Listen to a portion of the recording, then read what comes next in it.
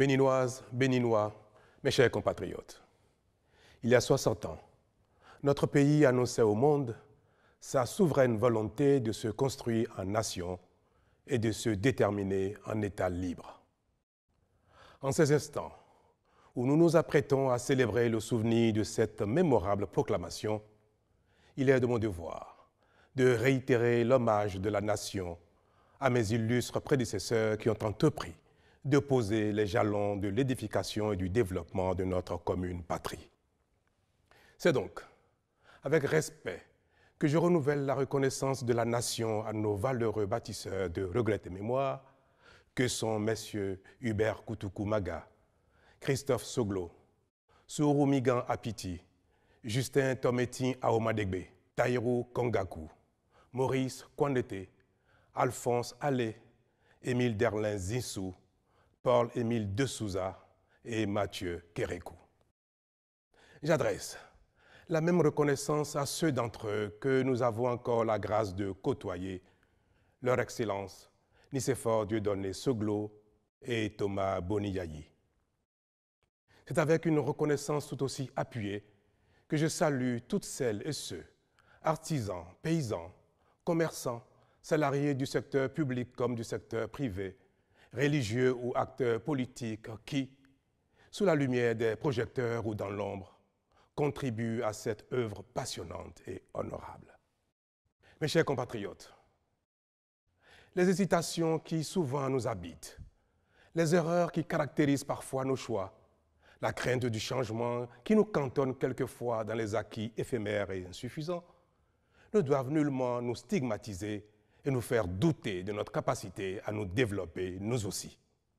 Les expériences que notre cheminement nous a permis d'accumuler doivent plutôt constituer la rampe de lancement vers ce développement certain et durable dont nous rêvons depuis 60 ans. Pour ce faire, nous devons assumer notre devoir d'inventaire avec lucidité pour surmonter avec courage et responsabilité les difficultés de parcours. En effet, pour assurer son développement, notre nation ne saurait se permettre pour longtemps la répétition d'erreurs ni la persistance de choix qui se révèlent inefficaces, voire nuisibles à son devenir. C'est le sens des réformes majeures que le gouvernement met en œuvre depuis bientôt 5 ans avec votre précieux soutien.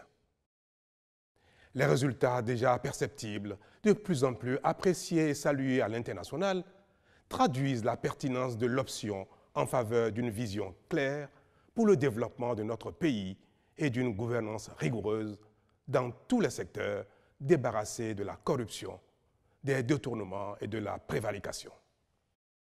C'est ce qui a permis à notre pays, dans le cadre de l'évaluation par la Banque mondiale des politiques et des institutions nationales en 2020, d'être classé 2e du continent africain en matière de gestion économique.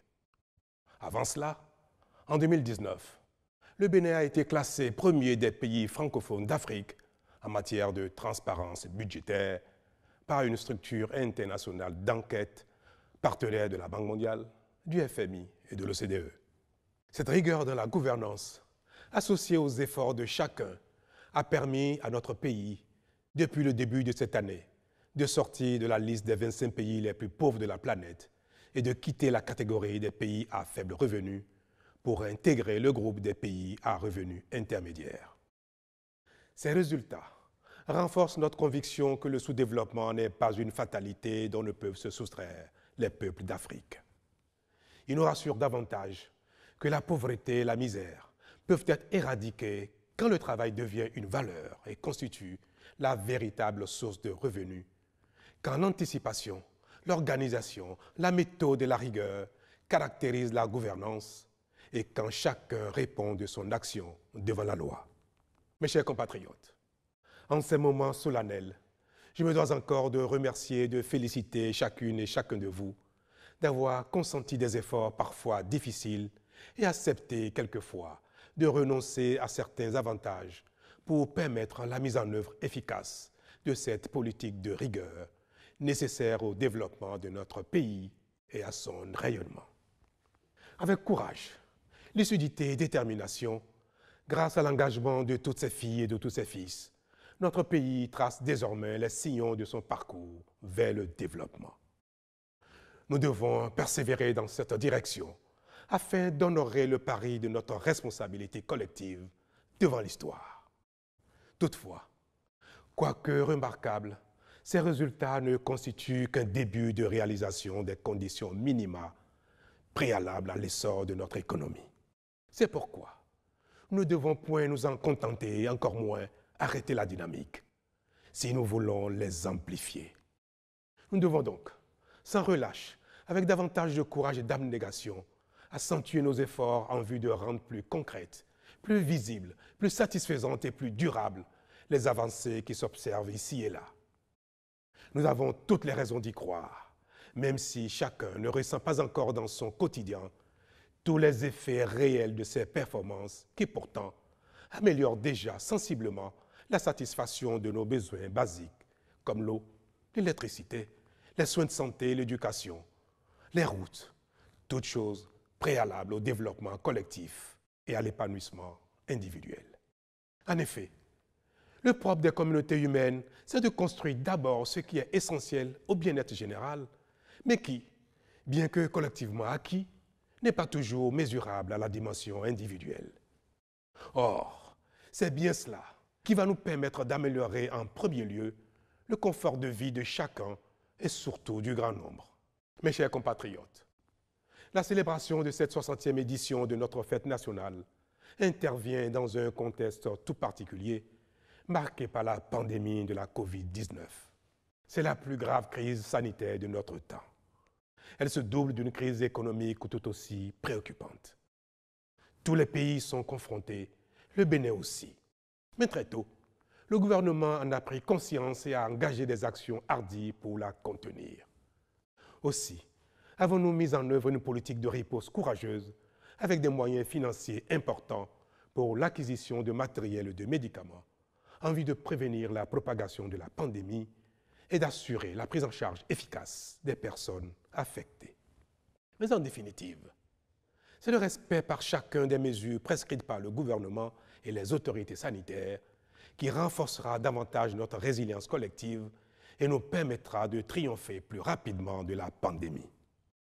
À cet égard, je veux saluer en votre nom le dévouement des personnels engagés dans la gestion de la crise, particulièrement les agents de santé, qui, honorant leur serment et leur savoir, méritent l'admiration de chacun de nous.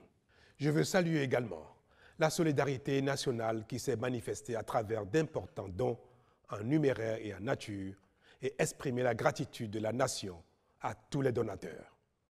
Je veux enfin remercier nos amis et partenaires internationaux pour leur contribution appréciée à notre plan de riposte. Chacun peut observer que le gouvernement mène le combat contre la pandémie sans renoncer à la mise en œuvre responsable de son programme d'action. En effet, alors même que nous mettons en place des solutions d'urgence pour répondre aux défis que pose la crise sanitaire, nous avons entrepris la réalisation d'investissements massifs nouveaux pour renforcer notre résilience sanitaire et assurer l'amélioration de la fourniture des services publics essentiels. C'est l'occasion de féliciter et d'encourager tous les agents qui y travaillent sans désemparer, ainsi que tous les autres acteurs de la vie économique et sociale qui contribuent par leur activité et leur combativité à la satisfaction des besoins existentiels de nos populations.